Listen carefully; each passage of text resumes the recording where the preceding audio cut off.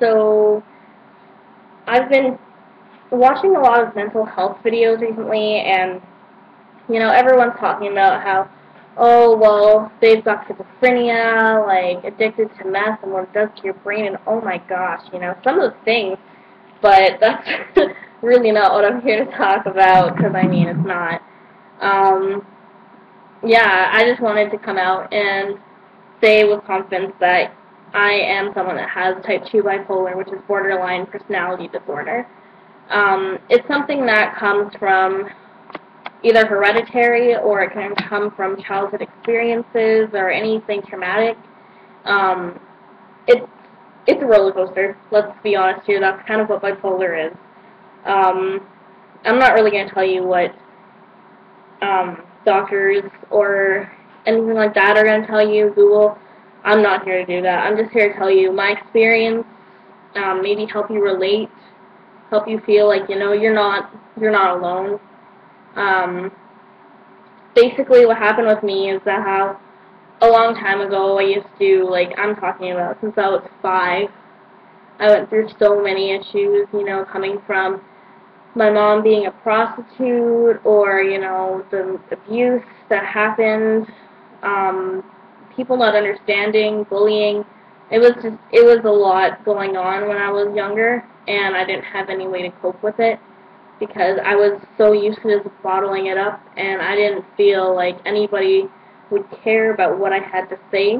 And for the most part, you think about it, and most people generally, in the big picture, you'll think that they won't care, but you make an impact on their life, because if you didn't, they wouldn't be there, right?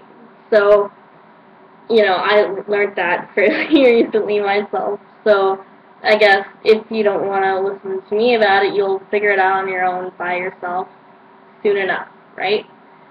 So, before the doctors, I was going through a lot of time, and I had gone through a breakup, and I guess something and it just hitched, and my grades started dropping.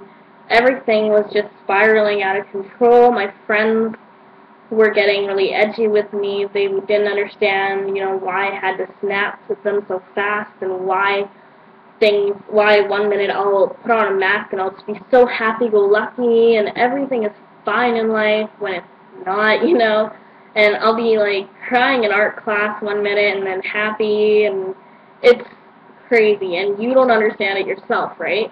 Because you're thinking, oh, well, maybe I just have depression and, all that. That's what I thought. I had depression, right? So I went to the doctors, and I straight told them I need antidepressants, right? Because I'm depressed, and I like self-diagnosed myself, and I thought I was really smart. No, you're not. They gave me mood balancers, and they told me that they recommended that I go and see a psychologist, so I did. And from there, they did a further study and found out that I had bipolar type 2.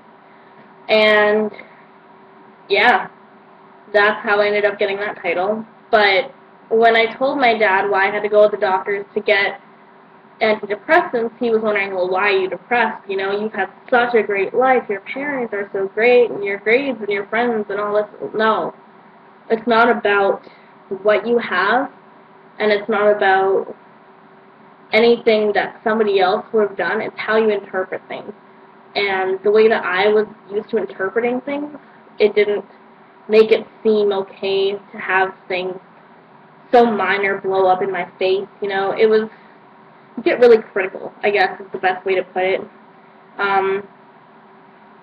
Yeah, after going and seeing the doctors, and my dad not believing in me, he didn't believe I had depression at all. He thought that I was doing this for attention, and it got to the point where I just broke down, and I was like, no. Like, I'm tired of having to want to kill myself every time a car goes by, every second of my life. I'm just tired of feeling like shit. Excuse my French. But, I mean, it's true, right? So, and it was like, when people don't believe you, you start to think maybe I am just doing this for attention and all this, but deep down something's not right. People can't be feeling this shitty all the time and still think, oh, well, I'll go to work and it'll be okay. No, it's not like that. And yeah, so when they did give me meds, it helped. I'm right now on 3 different medications. Um, they help. It makes you more balanced. But one thing that I have noticed is that with the mood balancers, they'll block out your sadness when you feel really upset. When you usually will go into, a hypo mood, which is like a really low mood, it blocks it out completely so that, the gray area, it's basically where you're sitting at and you can't feel anything. You're just numb to what's going on. And, in that part, not having to feel anything, I think that's the worst part. Like, yeah, it sucks being in a low, but you're so used to the low that you've made a home there, and it's just, you almost kind of look forward to it because you're like, I get to feel something. And, it's to the point. But try to think, if it's going to be that bad that you're looking forward to being sad, it really is time to go and get help, because I was looking for the bad all the time. When you're off your meds, it's really moody. You'll be really, really moody. You'll find things basically not as bad as when you were completely off them and before you started, but you'll find that, it'll either, like for me, it just kind of is a milder version, but for other people, it may be excessive and it may be worse than when you were even off them. So try to maintain it, because with antidepressants, it only lasts 24 hours and then it stops completely. So you need to make sure that you keep up with them.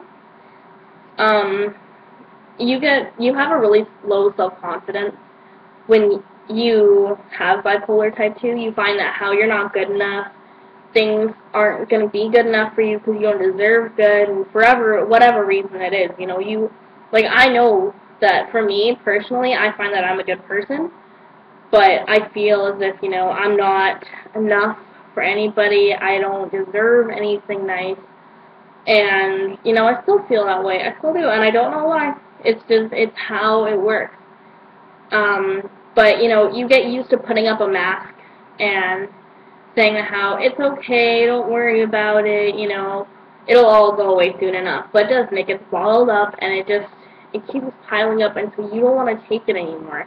And for whatever reason, it'll just come up out of nowhere, and you won't know what to do. And don't let yourself get to that point. Go and talk to somebody, because, I stopped talking to somebody, and I've been, doing something about it myself, and that's helping, but at least I'm doing something about it. Don't sit around thinking it's going to get better, because it won't.